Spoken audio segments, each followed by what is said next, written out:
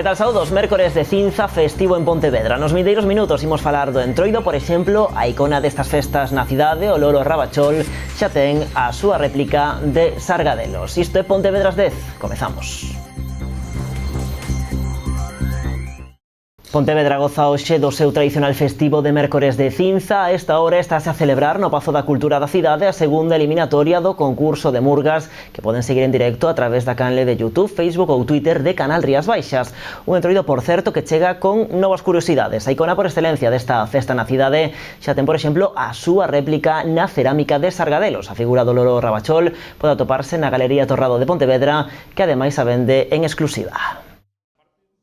O Loro Rabachol refórzase como icona do Entroido de Pontevedra. Se para a veciñanza xa era inmortal, recordando o cada ano por estas datas, agora poderá meterse de cheo nos fogares. A popular mascota de Perfecto Feijóo xa ten a súa propia figura de Sargadelos. Una figurita, digamos, demandada un poquito por la ciudad también, relacionada con los carnavales, y que había ganas de tener el lorito en Sargadelos, la verdad. A figura preside agora a Galería Torrado de Pontevedra na Rúa Oliva. Foron eles os que tiveron a iniciativa e traballaron cos deseñadores de Sargadelos para darlle forma ao famoso loro. Después de unas cuantas peleas con los señores diseñadores de Sargadelos, llegamos a una pieza que creemos que está dentro del conjunto bien, en el sentido comparado con todas las piezas que ellos hacen y tienen. Ademais do Rabachol xa rematado no establecemento, podemos ver unha pequena exposición do proceso de fabricación da figura. Comezase cun modelo en barro que despois se pasa a escaiola. Tras un primeiro paso polo forno, dáselle a primeira man de pintura. Finalmente, será o segundo momento no forno o que dea lugar á figura definitiva. Es una pieza muy exclusiva nuestra. No se encontrará en ninguna galería de Sargadelos ni en la propia fábrica. Y eso pues también le da un prestigio a la ciudad de Pontevedra, que es lo que yo intento, buscar siempre algo que sea para la ciudad. O Rabachol de Sargadelos é o primeiro símbolo do Entroido pontevedrés que recrea a marca galega, pero non a única icona da cidade que xa ten a súa figura. Hai uns anos se estreaban a representación da Igrexa da Peregrina, tamén en exclusiva na Galería Torrado. Vamos a ver, nosotros en general lo que buscábamos eran unas piezas con que le den prestigio a la ciudad de Pontevedra. Empezamos con una pieza muy emblemática de la ciudad, que era la iglesia de la Peregrina. Viendo el gran éxito que tuvo y viendo que era una cosa exclusiva para esta ciudad, empezamos con lo del Loro Rabachol. De entrada lanzouse unha tirada reducida desta exclusiva figura que pode mercarse por 85 euros. Ademais, o Rabachol de Sargadelos forma parte dos agasallos que o Concello de Pontevedra entrega nesta edición dos premios do Entroido. Estamos en tempo de Entroido e dende a Sociedade Antropolóxica Galega queren poñer o foco sobre as experiencias máis minoritarias e descoñecidas que veñen unidas a esta festa. Os días 28 e 29 deste mes, o Centro Nemonón de Pontevedra acollerá xornadas sobre Entroido de Galiza. As xornadas, que hoxe por hoxe son as máis lonxevas dedicadas ao Entroido en Galicia, de feito son o referente en todo o país para toda aquela xente que lle interese achegarse ao mundo do Entroido, tanto desde unha perspectiva máis académica como para escoitar as voces daqueles que manteñen viva a tradición, non? Os cigarros de Verín, os boteiros de Vilariño de Conso, as pantallas de Xinzo, algo máis próximo como son as madames e os galás de Cobres, tamén nos sona que é o Domingo Fareleiro, os xoves de Comadres, pero hai moitas máis experiencias pois que son descoñecidas. Algunhas peculiaridades xa se perderon e outras están en proceso de recuperación. No marco da 8ª edición destas xornadas celebraránse relatorios e unha exposición fotográfica sobre os diferentes entroidos galegos. As intervencións comezarán ás 6 da tarde. Asociacións e estudosos do entroido impartirán charlas sobre os novos descubrimentos que se fixeran desta festa. Tamén se celebrarán presentacións de libros e mesas redondas nas que se vai discutir os contidos das charlas. En canto á mostra fotográfica, estará aberta mañá e tarde, tanto venres como sábado. Los humanos solo utilizamos el 10% de nuestra capacidad cerebral. ¿Sabías que tras el estudio olvidamos más cosas las primeras 24 horas que los siguientes 30 días? ¿Te han explicado cómo funciona tu cerebro? ¿Sabías que reduciendo un poco la frecuencia en que trabaja se duplica tu capacidad de memorización? ¿Qué harías si pudieses memorizar el doble de rápido? Decide tu éxito. Estudiar es fácil. Nosotros te enseñamos. Instituto de Neurociencia y Alto Rendimiento. Reserva tu plaza.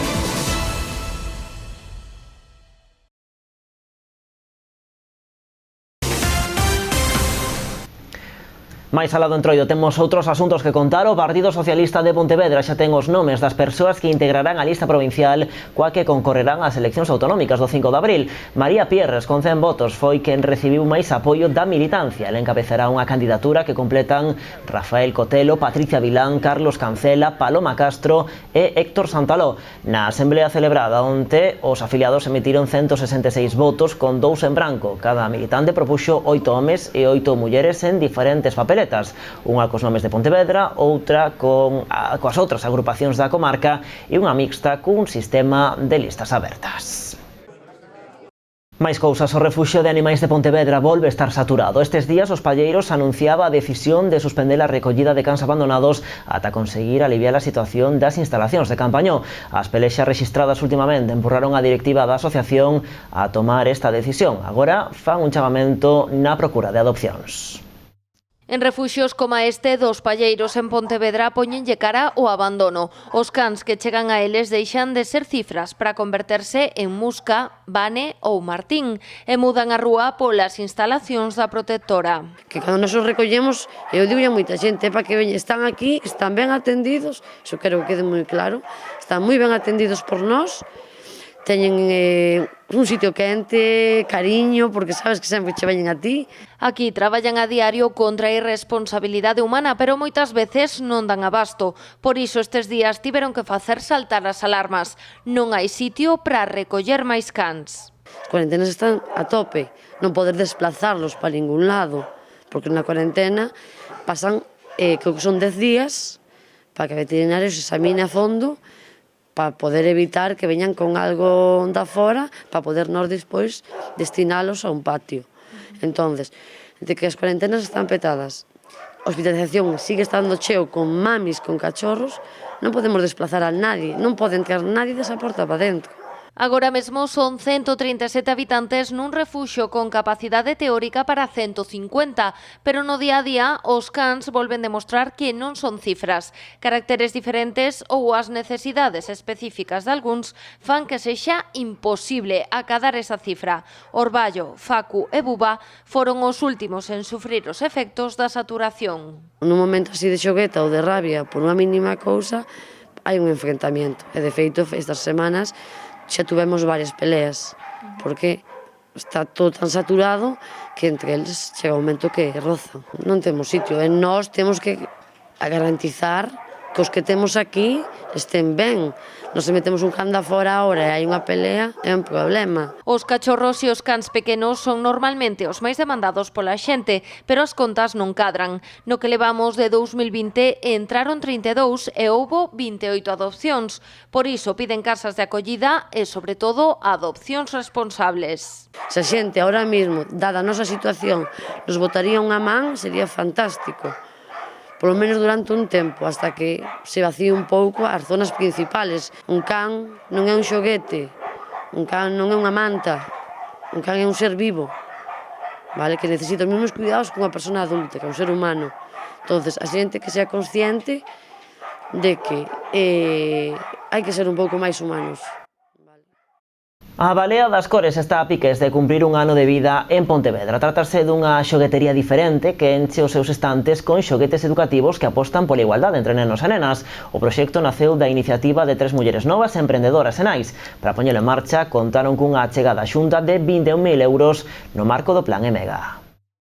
Vanessa Osorio, Almudena López e Claudia Silveiro son 3 mulleres novas, emprendedoras e nais e están detrás da Balea das Cores, unha xoguetería que aterrou hai 8 meses no número 4 da Rúa Castelao, no centro de Pontevedra. É unha xoguetería educativa, todo xurde un pouco pois dun grupo, somos 3 socias que vimos dun grupo de nais, pois dun grupo que que tiñamos unhas ideas parecidas sobre crianza e demais, entonces daí pois xurdiu un pouco a idea e nós fomos profundizando máis as tres. Dende o seu establecemento, estas mulleres fan unha aposta polos xoguetes igualitarios para nenos e nenas e polo tipo de xogo que na súa faceta de nais prefiren para os seus cativos. Os xoguetes intentan educar en igualdade, educar de un modo libre e crítico para que, bueno, os nosos nenos o día de mañán sean pois uns adultos con ese tipo de habilidades. Elas son de Pontevedra, Santiago e Redondela, pero decidiron que a balea das cores fora pontevedresa despois de analizar o ambiente que se vive na cidade.